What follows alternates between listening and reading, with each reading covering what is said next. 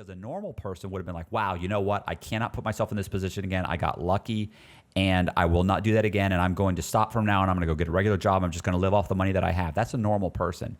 You know what my thought process was? That's right, bro. I'm that good. Yeah.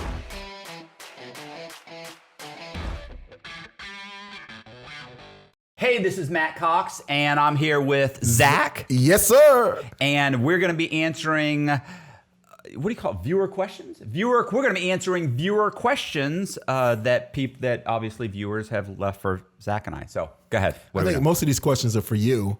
I don't think so. Some of them say Zach. I know some of them say Zach. Yeah, one or two of them. I mean, but you bring me in to answer two questions. I'm answering the two questions and I'm leaving. Okay. We're going to do another video. All right. So question number one, it says, how does a regular person stay away from being scammed? I mean, who picked that one? Did you pick that one? Yeah, I picked it. What? What do you mean? If it's too good to be true, it's not true. I mean, it's like. No, you're thinking, okay, so their question probably is, how do they avoid being a victim? Not being. Well, I don't know. Yeah, maybe it is like scam. Like, hey, if you give me $50, like there was a thing going around where they had this group where you had to get like 13 people to give $50, and if you got 13 people, and each of those 13 people got 13 people, then you'd end up getting like $2 or $3, $1,000 at the end of the week. Once it was just like a pyramid scam going on. Right? Is that what you're saying? Like that sounds too good to be true. It could be anything. Like most of the people, like the loan officers and lawyers and stuff, where I would walk in and give them my documents and give them this and just go through the motions. A lot of them said, man, I felt like something was wrong. Remember the lawyer that recognized me? We were doing the closing. He had seen my picture. Right. My wanted poster was in the back room. He saw my picture. He came, sat down, started disclosing, and I started to sign, or I wasn't signing, he just started disclosing. And he looked at me and goes, huh. He goes, can you hold on a second? Sure. Got up, walked back, looked at the poster. But it said like that I was wanted out of like Atlanta, Georgia or something. And he said, looked at the application. It said that I had just come here from Florida. And he looked at it and he went, and it said that I'd worked for this company for 5 years. And he goes, oh, it can't be the same guy. Like for some reason that made sense to him, even though it said identity theft, wire fraud, bank fraud, like he was, passport fraud, like all these different things. He's like, yeah, must be. Walked back, disclosed, and I walked out with a check for like $150,000 or something. Nice. So what I'm saying is, afterwards, when the Secret Service showed up to talk to him, he said, man, I felt like something was wrong. And a lot of times these guys, when they get scammed and they're being told, hey, send, the IRS called them and said, you owe $1,500 if you don't pay us right now. Like they make them go to Walmart and get a Walmart card and put money here and wire us money here. And it's like. That amazes me that works. That works. And then, so what's funny is those people were like, I felt like something was wrong. Like your intuition told you something was wrong. There's nothing wrong with checking. Right. Like why didn't you check? I don't know. He said not to hang up the phone. Yes. And they're going to stay on the phone with you while you go to Walmart, and you're going to pay their company. It's like basically if you didn't pay, you get arrested. I don't understand why you felt so much pressure. Like, I'm going to do it. Yeah, but if you don't do it, you're going to get arrested. So I'm going to stay on the phone with you. Like, why do you care if I do it or not? Right. Yeah, it doesn't. The thing is like a lot of times it's intuition. A lot of times if it's too good to be true, right? Like it's an investment opportunity. Like, I'm sorry, there's just very few. Like, first of all, if it's an investment opportunity where, hey, I can make 300% on my investment, great. Well, you have to understand, if you can make 300% on your investment, you also have to understand that there's about a 95% chances you'll just lose your whole investment. And that's a legitimate investment where if I'm investing in, let's say, a startup, I'm going to give you $50,000. Well, only, like 1 in 10, more like 1 in 20 startups actually pay off. Right. So you've got like a 90 to 95% chance you're going to lose your entire investment. So, but if I'll hit big. Great. Well, it's the same thing with this scam. Sounded too good to be true, and you lost your investment. Well, it's too good to be true. Right. But okay, so think of Bernie Madoff. So that's a good scam. because he didn't pay outrageous returns. He paid slightly more than what the NASDAQ. So they come along later and say that, like, how was he getting more than what everybody else was getting? Right, but it wasn't outrageously more. It was like 8 to 12%. Right, and the market but it was more. It was more. But people, I don't know. Another big thing is there was a guy named Andrew Levinson who used to tell me that people were more, his big thing was the whole urgency thing. And one of the things he did was he would break up he did business opportunity scams, and he would break up a city into like 8 different sections. And he'd say, okay, well, and the guy would say like, yeah, I do. I'm interested. I'm not sure. I'd like to be in Tampa. And you go, okay, well, Tampa's 8. We have 8 different divisions in Tampa or sections. Right. 3 of those are already sold. I know that we have one of them that we just sent out the contract. I don't know if that guy's signed it yet. So what area first? What area are you interested in? So right now the guy's like, there's 8 areas, 4 are basically gone. Right. There's 4 left. Like, well, I want to be in this area, right? Oh, no, that one's gone. That one's gone. Okay, that's one of the ones that went on Monday. So, okay, so wait. Well, what about we got this area there? So you're already thinking I'm going to lose out on this opportunity. People are more concerned about losing out on an opportunity than they are at risking their money. Yeah. With the somebody else is coming to look at the car type of. Right. Yeah. It's like, okay. Like, well, I had a guy come in today and look at it. Yeah. Yeah. Like, oh, okay. Gosh, I better get this one because they didn't make 30,000 Ford F-150s last year. Like, okay, well, I'll never find another one. Yeah, you'll never get a deal like this one is your problem. Yeah. Look, leave, and you're going to miss out. Right. So you're saying if it sounds too good to be true, it's not true. It's not true. Right. So just take a moment and verify. Yeah, there's nothing wrong with like trust but verify, right? Ronald Reagan. So that's right. There's nothing wrong with that. That's true. And if some guy's like, oh, if you leave the lot, stop it. Stop. You know it's a scam. Now I know you're full of shit. True. If I leave the scam, there's a good chance you call me up tomorrow and give me a better deal. If I leave the car lot, it's a better chance you call me. Hey, I talked to my manager. Did you? Yeah. He's willing to knock an extra $350 off. Well, what about the people that were showing up? They never showed up. Like, okay. I need you to show back up. Right. Stop. Come on, man. Stop. All right. Easy enough. All right. So this one said, let's talk. They want you to talk more about your crazy tenants and crazy ex-wife stories. Who picked this? Like, I can't do a whole crazy tenant. Colby? I can't do. Did you pick that? Listen, these are questions. I tell you, they weren't mostly about me. My crazy ex-wife. First of all, just saying the word crazy ex-wife on here, I just got a phone call. You understand? She can never see this video now. So I usually will get the video and I'll share it and send it to like maybe 10 or 20 people that I know, and she's one of them. Right. I can't send this video now. And I'll never remember that this was in the video. Listen. Trust me when I tell you. Watches them anyway. Oh, okay, good. Trust me when I tell you I understand. So I know you do. So you have to be extremely careful. You don't want to upset. We don't want to upset the exes. No. Like, yeah. God, I feel so bad for her husband. That dude's doing some hard time. Yes, he is. He's doing some time. So no tenant. What about the tenants? You know tenant story. Is that what you're saying? You're denying the questioner? Well, I mean, I think I've told, like, she's got a bunch of them. I ought to have her. She'd never do it though. Like she could just tell you the stories and you relay them. Yeah, I could do that. We could dress them up. All right. Well, I'll think about that. We'll do another video. What's going on? All right. Next one. So I know you guys said when you get imprisoned, you. Wait, okay. Yeah, I know. Some of these guys, bro, it's like, come on. So they're saying that we had money taken away. So they said, what if we launder the money and make legitimate investments? Can they track that? Depending on how it's laundered and how legitimate and how long you've had the legitimate investments is whether they can track it or not. Like the Domino's, they did not seize the franchise that I had. So. Right. But then it wasn't in my name, so I don't know if that was the issue. It really depends on the U.S. attorney. Yeah, if he really wants to be a jerk, he can try and grab every single thing. Well, see, sometimes complexity, I was saying, they're looking from the outside in. So when they only see certain things and they don't understand like everything that's going on.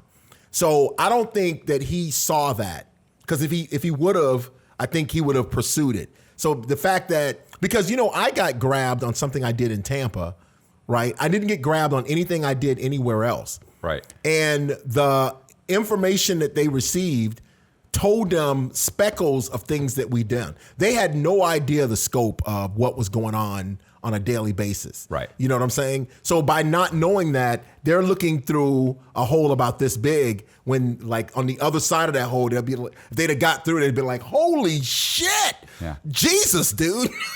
We'd be having this conversation right now over the phone. Yes, we would. So it just depends on the scope. And just like you were saying about someone where 1% of what they were doing was fraud, and they took the 100%. So that happens to drug dealers if they pull up in a new car and do a transaction, or if they talk to you on the phone in the car. Right. Like if they can associate their vehicle, they want to take it. It's like they want to take everything. Well, look, the bottom line is, like, if you have like a job where you make $50,000 a year and then you make another $200,000 fraudulently, let's say, like if they grab you and you say, whoa, and they say, we're taking the 250.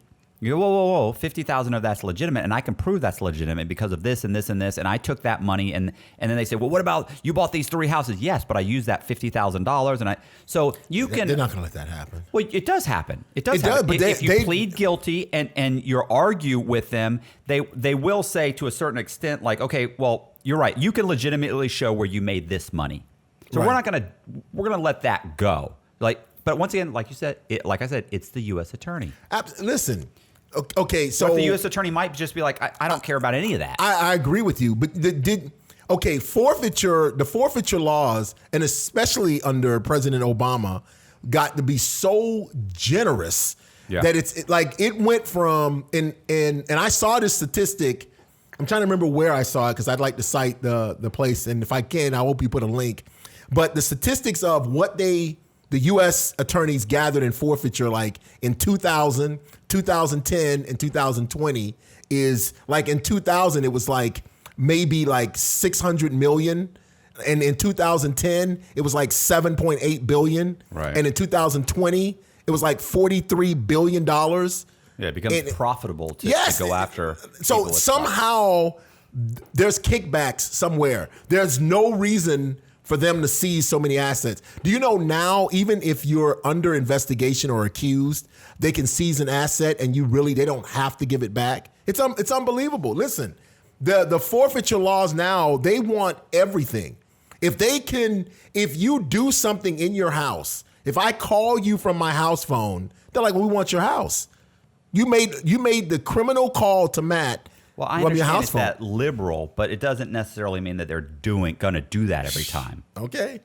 Well, I'm saying in general, if you can prove this is legitimate money, I bought this asset. With that money, you can see the money went in the bank. You can see that, like, there's certain things they'll say, okay, well, we can't grab that. It's legitimate. Like, you legitimately made the money to grab it. They act like it's Well, I'm not saying they don't. I'm saying that most of the U.S. attorneys are not going to go out of their way. Like, you could argue, you can go in front of the judge and argue, Your Honor, this, and then if the judge is going to be like, okay, well, he did make that legitimate. What are you doing? Like, what I'm saying is most of the time when you plead guilty, you're so desperate to get a decent sentence, you're ready to sign over everything. Yes. Because you're thinking it will help you with your sentence. But the truth is, it doesn't really help you. Like, most of the time, if you sit there and say, I'm not giving you this, I'm not giving that, I'm not this, I'll plead guilty, but I'm not doing this. I'm not, a lot of times you can argue, and because giving them all that stuff typically doesn't help you anyway. Right. So the other thing I want to say is, look, if you take fraudulent money and buy and turn it into a legitimate business, they can go after that business, right? Correct. Okay. But a lot of times they may not necessarily go after it because it requires a lot on if they're not getting help and getting you to sign it over, typically they may not go after it. They may or may not. Okay, you're going to say we have difference of opinion. Yes, we do, because you're citing the letter of the law, and I understand, but a lot of times they'll skate the letter or the skate. I don't know, whatever. They'll get around the letter of the law just by saying, do this. You're going to plead guilty, but to plead guilty, you have to do this. So okay. The truth is, The law says they can't do that, but you just agreed to do it because you wanted to plead guilty and get you thought you were going to get a decent sentence, and you thought it was going to help you. So we have a difference of opinion on that. Yes, we do. Yes, so we do. I think regardless, they can take your business if you use fraudulent proceeds to do it with. They can take it. And They I can. say, Will and they? You say they will every time. They will. I think that they will say it's. I want to think of the term that they use when they think it's so intricate. I'm gonna get it. Interwoven. Yeah, it's something interwoven that they can't separate out the legal funds from the illegal funds, and they're gonna take it. Or if you had any activity in whatever vehicle or whatever, their goal is take. Right. That's the first thing. We can seize whatever property you have. Okay. All right. So anyway, I don't think I got spared. I got spared that like unbelievably. Well, I don't think we answered that question at all. All right, good for us. All right. Given all the time and effort, cleverness you guys dedicated to make fraud an art form, in retrospect, what could you have applied all those skills to do legally? Come on. Why do people do this? Are you trying to make me feel bad? These are our viewers. First of all, I actually am doing something. What I should have been doing? I should have been painting and writing the whole time, but I really didn't work on my writing skills till I went to prison. So really, I had the time to hone that. You weren't craft. passionate about what were you out passionate about over? Like, oh my God, dude, that's brilliant. You're like prior to prison? Yeah. Like, what would you have found brilliant prior to prison to write about? A love story? I mean, I liked crime movies and stuff before I went to prison. I did. So I even wrote a book called. I don't think Logan's Run is crime. But I wrote The Associate. I wrote a story called The Associates when I was before prison. Show to John Grisham, but go ahead. I wrote it before him. Oh, okay. And it's a different story. All right. So I mean, I would say, I don't know. I would say art or an art story. No, art. I mean, art. Just writing. The same thing I'm doing now. Only the difference is then I was trying to make money, and making money was more important than following what I was passionate about. And now I wrote when I was in prison, and I paint. For example, I painted all of these paintings, and they're all for sale. That's what we got to do. We got to do a little commercial. We'll have to do a commercial and just embed it. That way I don't have to do that. Like they'll just show up and it'll be different. So, yeah. So anyway, there'll be a link in the description where you can contact me if you wanna buy a painting. They're going for like $285, and I ship them to you. That's a deal. Is the shipping included? Shipping is included if you're in the continental United States. And if you're not in the continental, well, then you have to pay extra. Oh, okay. I mean, like if you're in Australia and it's going to cost $110 to ship it to you, I'm not paying that. Okay, fair enough. All right. Hopefully they won't get that in the. Yeah, I mean, what could we have legally done? Like, I don't know. I could have probably stuck with real estate and just kept. If I'd been patient, if I'd just been patient and stuck with real estate, I probably would have done well in real estate and then lost everything during the 2008 crisis. Crash, whatever. Yeah, crisis. cool. Is it what they call it, the 2008 crisis? Crisis. Yeah. So I probably would have lost everything then anyway. So what does it matter? I think I could have wormed my way back into maybe training or teaching. Yeah. I always have a passion for speaking. Well, I mean, you were already on your way. You were with the Tony Robbins thing. Like you could have turned that into a whole thing. Well, yeah, because had you not been committing crimes. Well, yeah. But had you not been committing crimes, you would have never met Tony Robbins either. It's a big circle. Yeah, it is scary. It's scary. It is. It is. That opened up a doorway that I would have never imagined exist. All right, talk about Bandman Kivo, Money Man, and Rich Wayne. You picked these, right? Colby, did you pick? All of them. We just said we're going to. Okay, well, I mean, like what that is, that's basically saying we should do a reaction video to those. So we will at some point we'll watch one of those.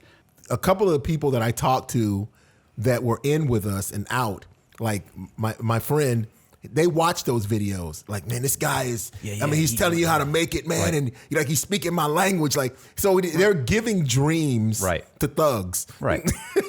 Well, it's like when I taught the real estate class, and every guy that left the real estate class thought they were going to go out and start flipping houses and make millions. Yes. And it's like I get them hyped up and everything, and if they had a little bit of experience and maybe they could do it, but you can't. And first of all, a lot of the stuff that he says is, inaccurate. It's inaccurate because a lot of it's basically like you have to lie on the application. You have to he doesn't tell you that when they ask you like your job, you have to basically say you've been on the job 5 years or 3 years or 2 years. You have to say you make like $85,000 a year. Like you can't sit there and say, you've been on the job, unemployed. You can't, you can't be honest about it, or you can't say, street pharmacist. Yeah, exactly. Drug deal. Like you can't say you're already committing fraud while you're filling out the application. And then the whole where they talk about putting the money in the bank and then borrowing against the money and then taking that money and putting it in another bank and doing this over and over. They have all these little tactics, but every time that you go to do certain things, you're constantly kind of lying about this. And they not that they don't work. People they do work. I understand they work. Right. But you're also committing fraud on a lot of them, not all of them, but a lot of them you're kind of committing fraud. And it takes time. Yeah. Let's say you do it all legitimately. You really have a job. You really put all the correct information down. And you really do it. Takes time. And I always love it like they'll build up to where you can borrow like $200,000 or $300,000. It's like, but what are you going to do with that money? Like you're excited because you borrowed $300,000 from like 3 different banks or $100,000 from 3 different banks. You got $300,000. What are you going to do with the money? Like basically what he's saying is like there'll be different. Some of these guys will be like, yeah, now you got the money. You can do whatever you want with the money. No, you have to repay the money. Like basically you're setting them up for foreclosure. Yes. I mean, I'm sorry, for bankruptcy or collections. And that's fine. But if you go into that scenario with that in mind, you're committing fraud. Yes. You say, well, I'm going to get the money. I'm never going to make a payment. Well, that's fraud. I'm not saying you'll get prosecuted. You may not get prosecuted. You may or may not. But the truth is, a lot of these little schemes are just fraudulent. Right. I listened to one of his videos where he was talking about putting down like 5% down on the house, and then which is essentially like that's an owner-occupied property. You're not going to. You have to put 20% down on investment property, 5% down on owner-occupied. So and then he says, so once you get that house, you go get another house. And you put 5% down on that one. Then you go get, whoa. How many owner-occupied properties are you going to tell these people to do? You're saying they're moving in the house, putting down 5% for an owner-occupied loan, but you're telling them not to even move into the house. Right. Or move in the house for a month and then leave. He doesn't even say that, but move in the house and then leave. It's like, okay, whoa. If they don't move in the house and didn't have intentions and they got an owner-occupied property, which means that they told the bank, I'm going to move in this house, and they never did and never intended to, you just committed what's called owner-occupancy fraud. And then you went and bought another one and told the next bank the same thing. You just committed owner-occupancy fraud again because they're talking about renting out the houses. Like I listened to him and another guy talk through this whole scheme about ending up with like $2 million worth of real estate, and you're like, you just told these people how to commit $2 million worth of fraud. That's a little bit of time. Yeah, that's a little bit, yeah. But they put that out there, and all these guys are like, yeah, man, yeah, that's the shit. He put it on the game. They're living off the hype. Right. Well, first of all, they're never going to do it. Because to qualify for those mortgages, he never mentions you have to have a job, you have to have the money in the bank for 90 daes, you have to have good credit. Like, they never mention all that stuff. Well, listen, to be fair to them, neither did you in your real estate class. So Not true. That's a blatant lie. My real estate class was good. Yes, it was solid. But Let's go to the next one. I don't even believe anything you say. I feel like one of your victims. Yeah. Okay, those guys. Did you ever see anyone in prison get their cheeks clapped by another inmate? First of all, I don't even know I'm not sure what that is. But what do you think that is? I hear guys say that all the time. They say like Big Hurt gonna come clap them cheeks or something. So are you saying that Big Hurt is gonna slap them with your hand, or is he gonna make them clap? I don't understand. Is this sexual? This is sexual? Of course it is. Okay, I don't know. Of course Look, it is. It could be cheeks, like it will bow, like punch you in the face. Oh, yeah. Cheek. Yeah, you got cheeks on your face. You got 4 cheeks. Yes, you do. Okay, so I mean, cheeks. Okay, well, so I have, and it's to when I've heard the clapping, it was to 50 Cent's going in the club. Stop. What are you doing? Oh, I'm sorry. This is serious. Going to the club. All right, sorry about that. So what is this? So what was the question? Have we you ever seen? Yes. No. And usually if someone gets if they get their cheeks clapped, that's not something you want to see anyway. No. Well, here's what I did. What happened was I did hear a guy getting clapped, getting raped. Like I heard the screaming, the fighting, the whole thing. Wow. Right? And this was when I was in the Marshall's lockup, and I was on the bottom cell, and he was they were in the upper right-hand corner. And later, when I found out later, like the next day, they were both gone. But when I heard what happened, because obviously they have different levels or different stories in the it was called Atlanta City Detention Center, ACDC. Yes. So in that, we later found out from somebody who'd been in one of the cells with the guy that got raped. He came down. He told everybody, okay, this is what happened. It was such a weird situation, bro. Like the guy his cellie was a punk, and he got into a fight with him where he was saying that he was hitting on him. And so he then beats him up and rapes him. Wow. So you're saying you're mad at the punk because you're saying he's flirting with you or he's hitting on you. So you get angry, you then beat him up and rape him. Like, that doesn't... Well, it's like, if you're going to accuse me of this, why not do it? Like, you have a situation where your wife may accuse you of cheating. You're like, yeah, and I get that situation. Like, I can see that one. You're already saying I'm cheating on you. Might as well go ahead and sleep with my secretary. That's right. Okay, I hear you. So all right, you're right. But if you said, Matt, I think you're flirting with me, I wouldn't be like, what? Boom, boom, boom, drag you in the bedroom and yeah. No. First of all, is it rape if the guy puts on some soft music and lights some candles? I mean, maybe not. Maybe not. Maybe it's love. So maybe it's love. True. So here's a situation I seen when I did county time. Well, I wouldn't. Yeah, I would say scene. You know. So and I forgot about actually technically saw. But go ahead. Scene. Saw. No. Saw. See. It's saw. This is what I saw, not what I seen. Okay, you're right. Okay. My mom would be upset about me getting that wrong. All right, this is what I saw. So I worked when I was in Cobb County in Georgia. Oh, I know, horrible. So I county, not the U.S. Marshals holdover. This is county. So there it's horrible. Like everything's open. A different class of criminals. Oh my God. It's open. But so when I first got there, right, they had. The toilets were like, you got to imagine like a line of toilets right here, a petition about this high, and then bunk beds. So I had to sleep, when I first got there, I had to sleep on the bed that's right here in the toilets. So if I'm sleeping and I turn over to face the bathroom, like I sleep on my side, I turn over, I'd wake up and there'd be somebody sitting right there on the toilet. Like I wake up and look them right in the eyes. Like, Jesus Christ. They turn over immediately. I'm like, hey, good morning. Hey, what's up, Joe? I had a guy. I heard a guy say that the toilets were all like lined up. Yes. And they said guys will go and sit. Like this was in prison. Yes. There were no partition walls. So they would sit on there. So the toilets are like 2 feet apart. He said but no partition. Oh, no partition. Yes, that's what I'm saying. There was no partition. Okay, so this guy said that guys would come there with like a magazine. Of course, the magazine's all taped up. You know, for like a dirty pictures magazine. It's all taped up, and they would come there and they would fucking get like their whatever lotion. Yeah. And they just pull it out and start. And they sit on the toilet and jack off, looking at the picture while you're trying to taking a shit next to them or trying to pee in the. Yes. And the guy's just sitting there. Yeah, you have and to. It's like, what's going on? Yeah. People are animals. You have no idea how people are animals. You have to really get into your own zone. And ask yourself, what did you got yourself into? So what happened?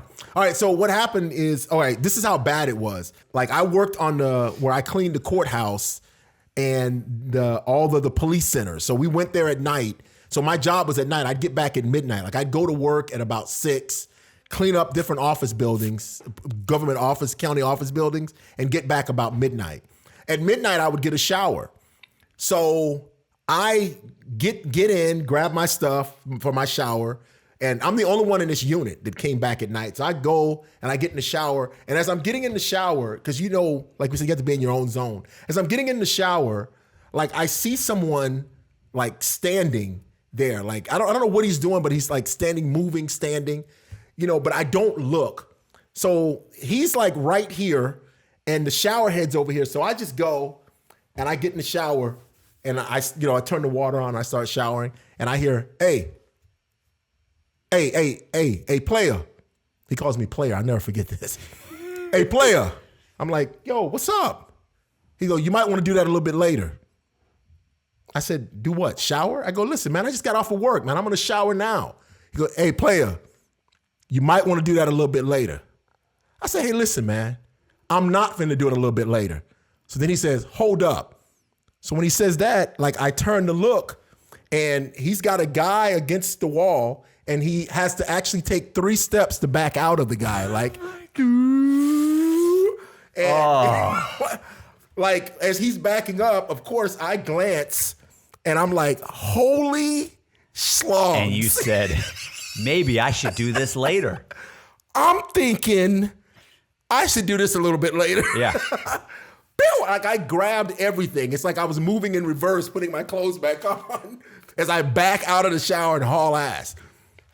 Yes, I've seen some clapping, but I really didn't see the clapping. I just saw the exit of the clapping. Okay, so I didn't see the clapping, let's say. So one, I told you the rape, because I was thinking more like a rape type thing. Right. Also, but I have, like in the low, there were cubicles. Right. There was a time when I walked by a cubicle and there was this old man. God, he was old man, Puerto Rican, didn't speak English. God, I forget what his name was. He was probably in his 60s. He had a young punk boyfriend who was probably in his late 20s, early 30s. What was his name? Aaron? Anyway, doesn't matter. So the old man ran a store. You know, like people...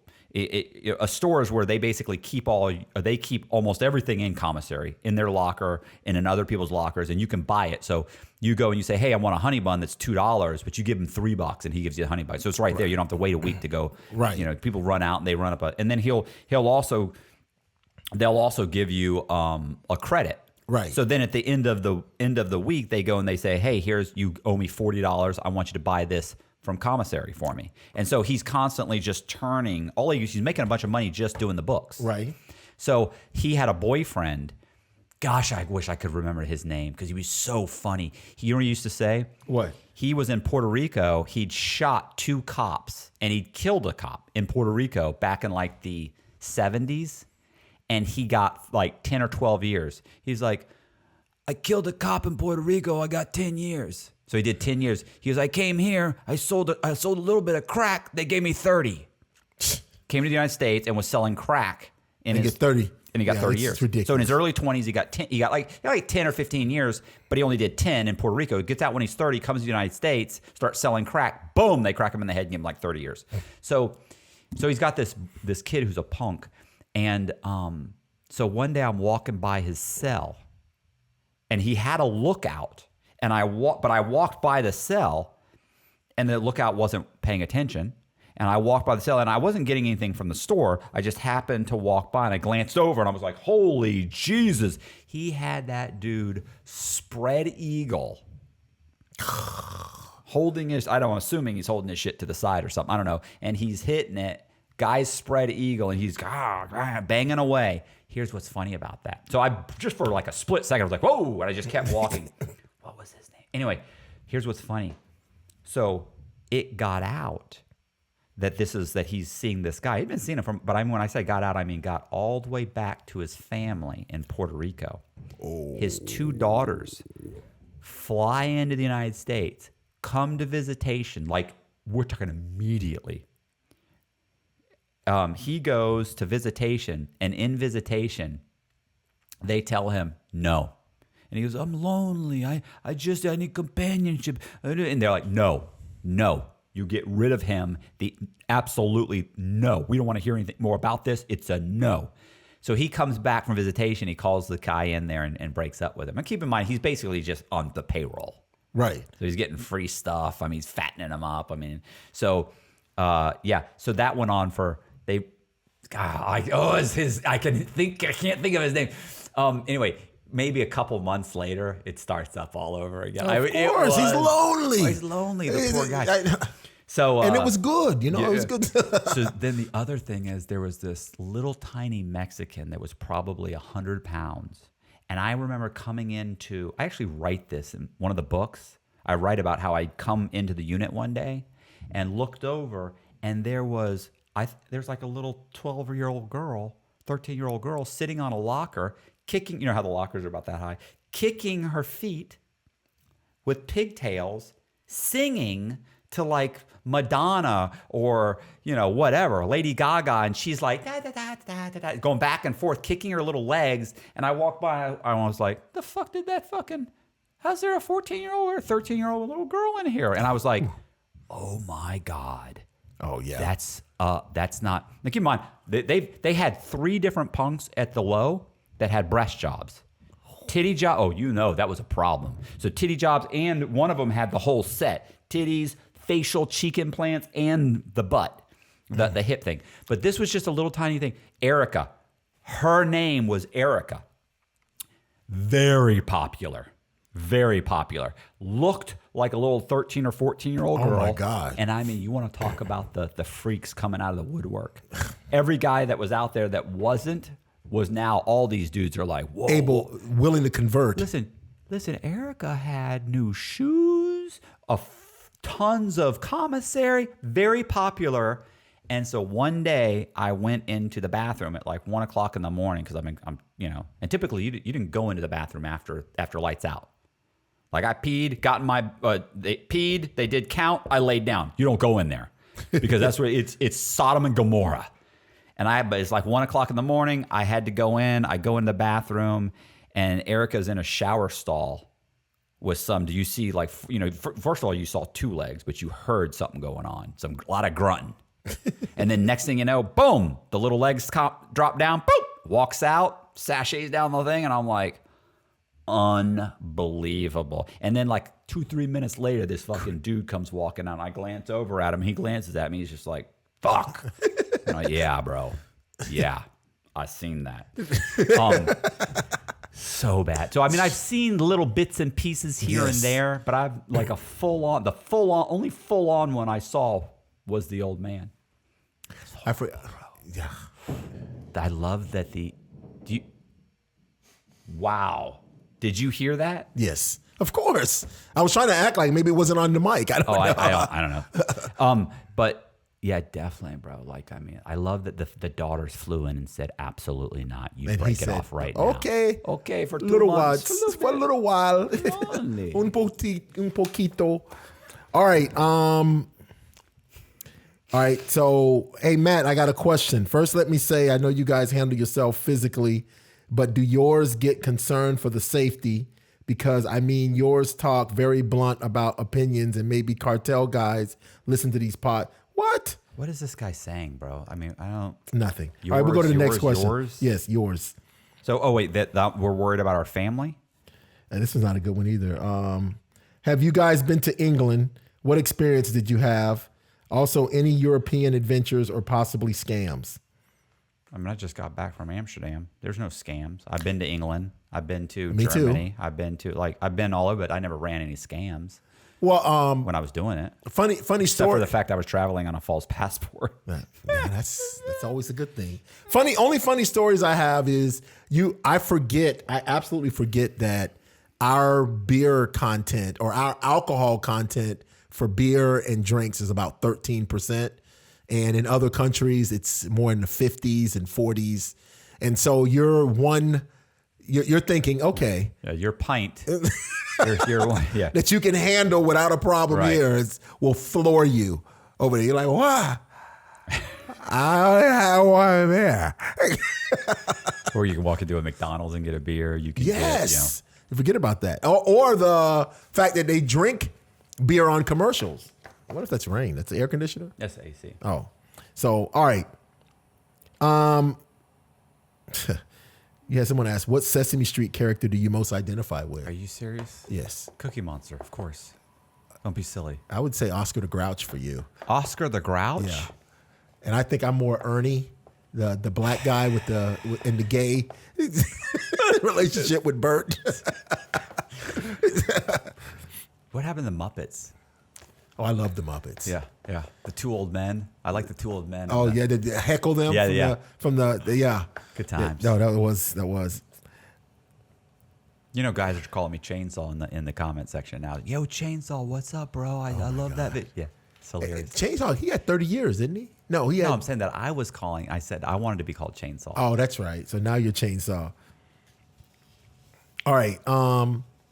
What kind of PTSD or pet peeves have you guys developed from being in prison? What do you think? I mean, I wash my hands like which you should wash your hands anyway, but I Right. mean, I wash them probably 20 times a day, maybe 30. I used to wash my hands like I was constantly washing my hands in prison, especially not so much in the medium, but when I got to the low, because you're sharing everything. Right. And I would say for the first 6 months that I got out after the halfway house, I felt really would feel uncomfortable. Like around 4 o'clock and 10 o'clock, I felt weird. Like you feel like I'm supposed to be in my cell right now. Like they're coming to count. Like constantly felt like they were going to come get me because it's like they messed up and I shouldn't be out. Like they're going to come like, oh, Cox, hey, ooh, we just got something. You weren't supposed to be released. And I had that feeling for like a year or so. I still have that a little bit. Trust.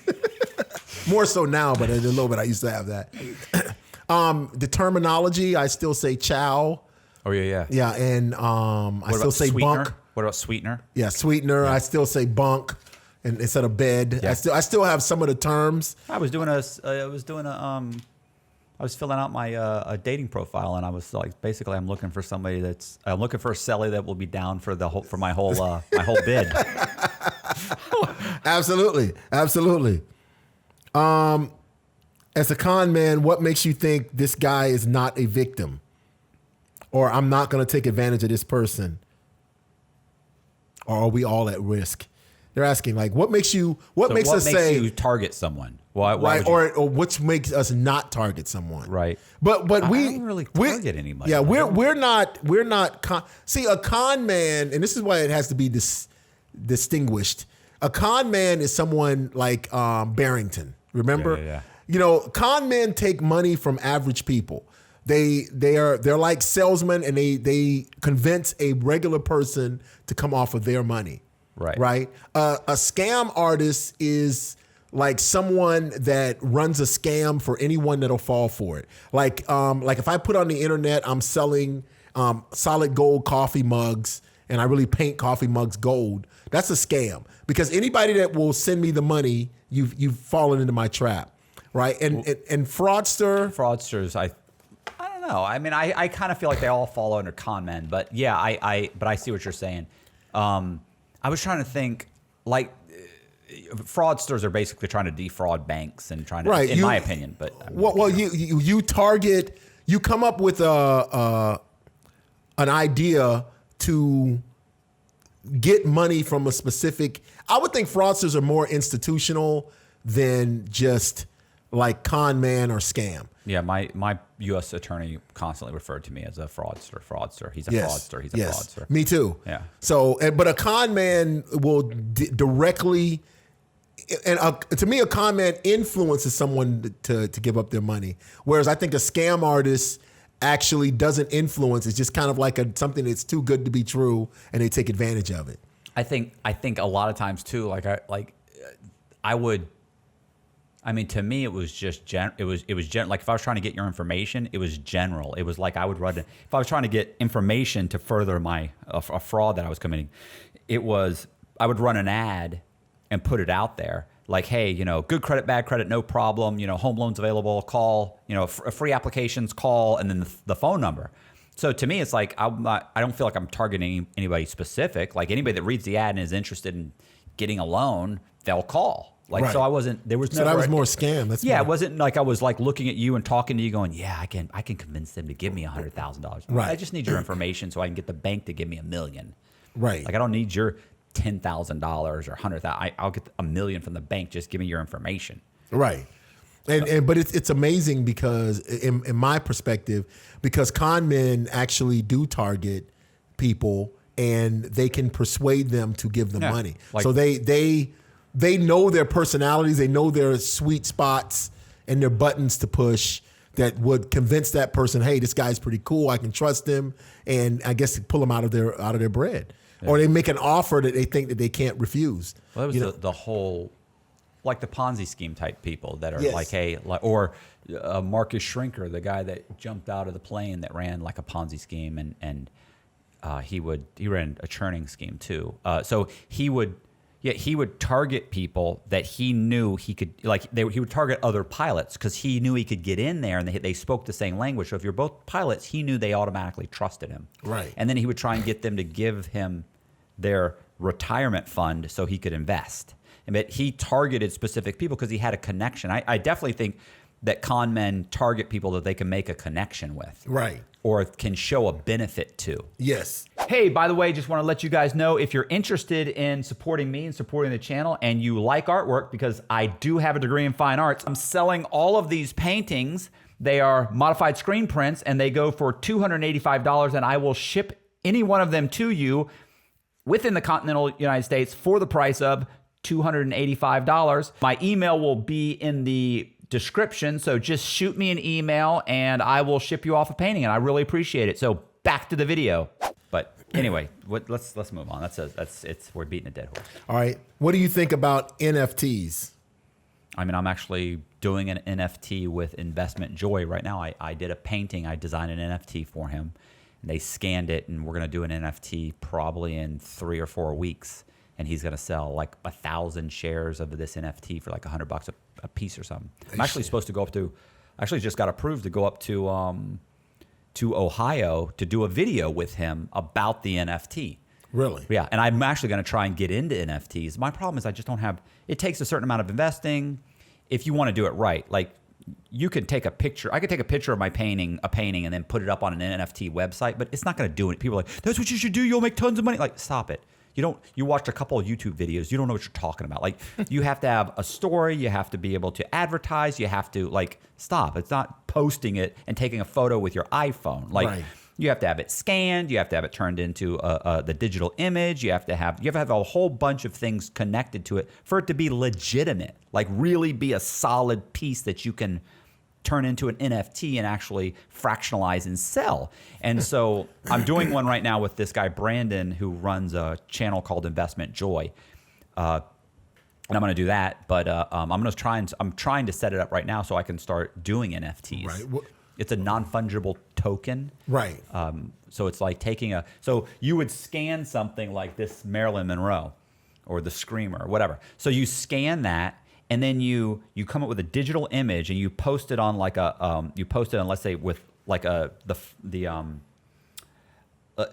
has a what am I missing here? It's like they have a whatever. They have like let's say a website. So they have a website you place it on, people can buy a fraction of that painting and they get a digital image, which is a unique image of the painting. Is it of the whole painting or just a portion of it? You can actually do both. You can break it up into, so you end up with like, oh look, I got a little part of the M. Right. Or you can just say, no, it's the whole image, and we're it's been broken up into 1/1000th, and you've got 1/1000th. And so it's on 1,000 images of the same thing. Of the same thing, but each one is unique. Right. So you can't. So it's not like it's not like Bitcoin. Every Bitcoin is worth the same Bitcoin, right? So it's almost like dollars. You're interchangeable. These are unique. Everyone is unique. So there can only be 1,000. And so I buy it for $100. You might say, hey, I want that. Right. And you buy it from me for $110. Now I no longer have it because as soon as I give it to you, it's no longer in my whatever, however I'm keeping my phone or whatever. Right. So and there's a chain of title. And so every time that you sell it, let's say if you sell it for more, it continues to go up in value, which everybody else's then goes up in value. It's an interesting concept, but yeah. So I'm gonna be doing that soon. We're building a website, and I'm actually working on that, and that's one of the things I'm gonna do. Okay. So I'm gonna try and do it. See if it works. I think it'll work. I think that's it. What are you talking about? None of these are for you? No. I remember seeing some that were for him. I thought I saw some. Maybe they were just asking me in the comments and not on the... Because guys are always saying, like, Zach this or Zach that. And they're always like, nothing? Yeah, I know. That's right. At the time. Wait. What time it is right. What? Why can't they just... When will COVID be under control? No, I think that's it. Why didn't you bury a bunch of cash in suitcase somewhere? Oh, yeah. I knew there was like some that were, yeah. I didn't know if that was for you or for me. I readily You withdrew money from banks. I readily used banks. Yeah. Like I paid people using my BlackBerry and transferring funds. I readily used banks. So I would move it from one to the other. So was like, you wanted cash. No, I wanted cash because I want to walk away. I don't want anything being traced to me. Oh, well, No, you don't seem to have an issue with I things didn't have being traced an issue directly. with it. Yeah. That was it. That's it. You know. Thank you for all the questions. I love it. Yeah. Well, I mean, so what you're saying is you didn't bury cash, and what they're like, why didn't you? Because you didn't think you'd get caught, right? Yeah. Unfortunately, that was my problem. Yeah, that was the same my problem too. It was just arrogance and just being cocky and arrogant and I just didn't think. I never thought. I really genuinely didn't think I was going to get caught. And even because every time I did get caught, I kept getting out of it. Like I kept talking my way. You talk your way out of it. Why didn't that spook you? That's what, because a normal person would have been like, wow, you know what? I cannot put myself in this position again. I got lucky and I will not do that again. And I'm going to stop from now and I'm going to go get a regular job. I'm just going to live off the money that I have. That's a normal person. You know what my thought process was? That's right, bro. I'm that good. Yeah. Yeah, that's right. You can't touch this, bro. I just talked myself out of hand. I'm like that. In cuffs. Fucking idiot. And talk, well, what's in here? Like, yeah. I mean, but you know what's so funny is I talked myself out of it. Like they let me go. So instead of me thinking, oh, thank God, I'll never do this again. Like that's a normal person thinking, well, were you right? panicked at the time? At the time I was, but the moment I walked out, my adrenaline shot up and I said, yo, you're the shit. You're amazing. Well, that is an amazing. I went to 2 more banks and withdrew money. I know. That is an amazing. Who does that? That is an amazing feat within itself. That is an amazing feat within itself. That's why I felt so good. I just felt good. I felt good about myself. It was cool. But you know what's funny about that? When we were doing the hotel scan, and this is what I think of. When we were doing the hotel, when we were faxing the paperwork over. Right. So what I learned is, they don't know who's committed the crime. So if I fax paperwork over to book you a hotel room, you're in the room. So the credit card goes bad. They call the person that owns the card, says, listen, I didn't authorize the use of that card. Right. I don't know what the hell's going on. And the person that's in the hotel didn't fax the card over. They know it was an outside person that called. So the police, someone had just gotten out of jail. He was in a hotel with his girl. And he called me up and said, oh my God. He said, the police came in the room, took their rental car. They had a rental car. They're like, you guys, you can't even afford this. They took the rental car, searched through everything they had, gave them just their clothes, right? He said they had them in cuffs going through the whole room and let them go. He kept saying, I can't believe these cops let us go. He goes, the one thing I can't, he's like, I thought we were gone. He goes, I can't believe it. He's like, I'm done. Like, I can't believe they let us go. You didn't say, I can't believe. I did for a brief moment. And then it completely switched to, I'm just that good. I started thinking, wow, I became emboldened. Like I couldn't wait to do another scam. Like, we just lost $600,000 and I just got lucky and talked myself out of handcuffs and they're on to me and everything. And I thought, well, listen, next time what I'm going to do is like stopping didn't enter my mind. It just emboldened me. Wow. Yeah, it's just stupid. It's just not. I look back. The relief didn't even last that long. You're kind of like, he was relief, supposed to let me go. The relief, of course, I'm amazing. The relief didn't that whole thing was gone by the time I pulled into the parking lot of the next bank that I pulled out $8,000 out of 5 minutes later. Like, I mean, so you have to think a normal person thinks like that, but I mean, I didn't think. I look back now and I go, what were you thinking?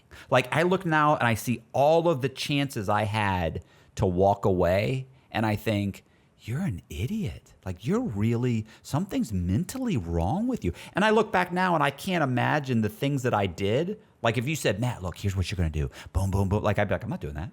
Like, I'm like, that's insane. Well, it wasn't insane before I went to prison. I would be like, hey, I don't know why we haven't done this already. Give me that. Let's go. Like, I would have done that. Right. Now it'd be like, are you insane? I'm not doing that. I don't have another bit in me. Right. I couldn't do the last one. So I had to break that shit off. Yeah. Spread it out. Share. Okay, so what else? That's it? Is that it? Unless you want to answer some, like, should you invite Frank Amadeo or however you spell his name? Frank Amadeo, they spelled it wrong. It's fine. Yeah. All right. I mean, I would love to. Danny's tried to get him on his podcast like over and over and over again. He's tried to get him on his podcast. Won't budge. He won't do it. And when is COVID going to be under control?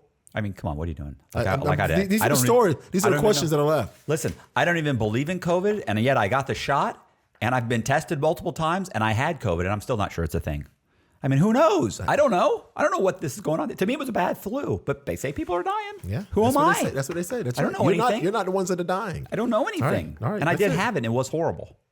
And thoughts on general social engineering techniques. I mean, that's a good question. You couldn't have started with that one? I should have. That's a good question. This is a person that didn't get socially engineered. What's his name? Let's take care of that. No. All right. So, yeah, I mean, to me, you know, it's funny. Like, it's like when I was trying to figure out how to get a driver's license or how to get a social security number, to issue social security numbers to people that didn't exist. Like, it started off as, you know, what I need to do is start creating synthetic identity. So I need social security numbers. How can I get social security numbers how can I get social security to issue me one? And I was like, I'll just call them and tell them I've never had one. Like, they don't know who's on the phone. So I call them up. Hey, my name's John Doe, and I've never had a social security number. And they're like, really? I'm like, yeah, how do I get one issued? And they're like, okay, well, Mr. Doe, were you born in a hospital? Yes, I was. Well, then you have a social security number. Well, no, I don't. How old are you? I'm 33 years old. They're like, do you have a driver's license? Yes, you have a social security number. Have you ever had a job? Yes. You have a social security number. Click, hang up. I call back. Hey, you ever had a driver's license? No. You ever had this? No. I was not born in a hospital. How were you born? Where were you born? I was born at home with a midwife. You know, okay. Well, listen, then you just need to get your birth certificate and come in here, and we'll see if you've ever had. Like, you could tell, you could hear it in their voice. Right. So then you hang up and you call up and you go, I have a social security number, but I need it changed. So I started thinking, well, how can I say I had one, but I need a new one? Like, then I could go survey a homeless person or something, get his information, and then get his changed. Like, I'm trying to think, how can I maybe build on that? So I start, and then eventually it just kept changing. I kept changing it. I spent a whole day calling. Right. Like, social security number does not answer your phone call right away. No, you have to be on hold for a while. It's like, 47 minutes remaining. 5 minutes later, 41 minutes remaining. Shit. You're the 103rd in line. So it just keeps going. So, you get on the phone, and I kept changing it, and I finally figured out they would give me a social security number to a child under the age of 12 months old if I could provide the birth certificate and the shot record.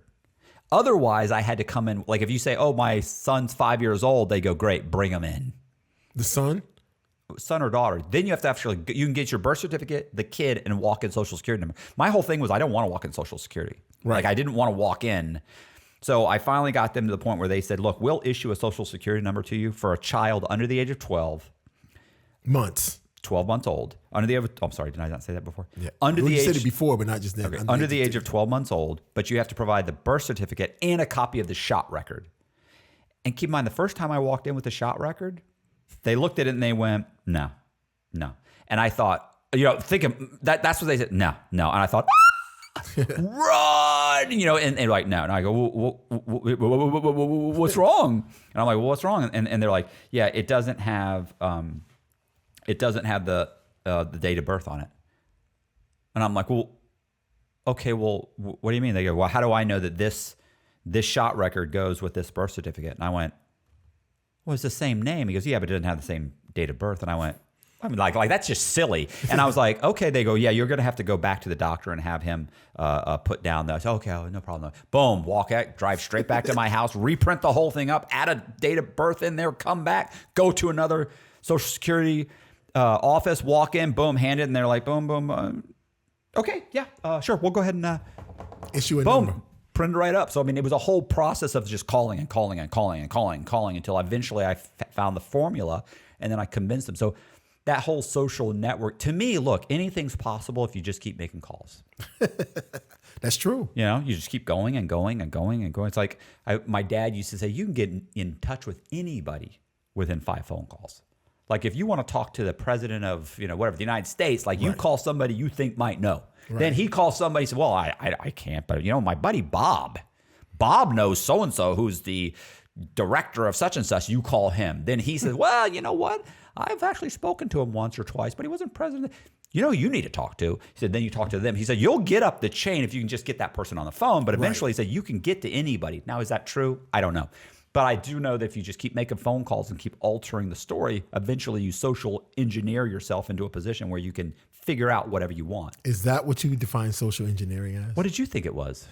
Like determining who lives where and who's in certain classes, like the bridesmaids. I assume social engineering is using people to figure out a scheme or figure out a certain thing. What do you consider social engineering? That's what I thought it was. Like thoughts on general social engineering techniques that worked for you and how you approach social engineering. Yeah. I mean, I kind of assume using people to try and figure out how to do something. Oh, wow. That's what I think it is. I mean, I could be wrong. Maybe. Am I wrong, Colby? That's kind of what I was thinking. Okay. Oh, see? well, maybe I'm wrong. I'm the odd man out.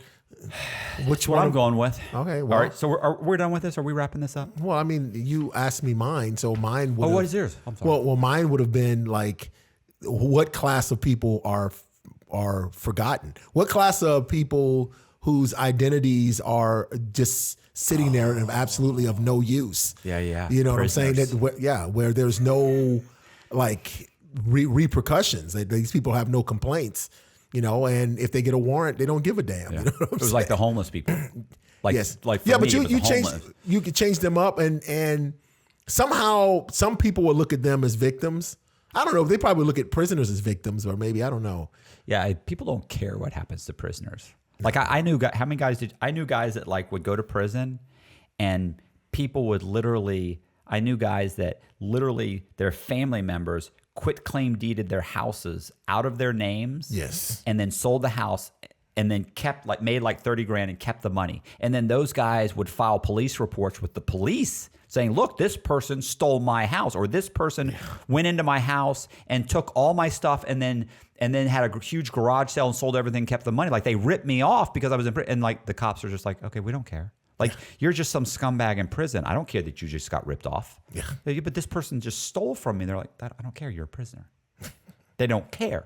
Absolutely. So yes, they wouldn't. They don't. I don't even think they'll allow us to do police reports. It's just these guys would do it over. Like they'd write letter after letter, and they'd write the whole thing up, and they just could care less. They could care less. Forge my name and well. Yeah, I don't care. I'm not going out of my way to try and help you. Guy, he made 30 grand. Good for him. Unfortunately, and that was my thought process. My social engineering.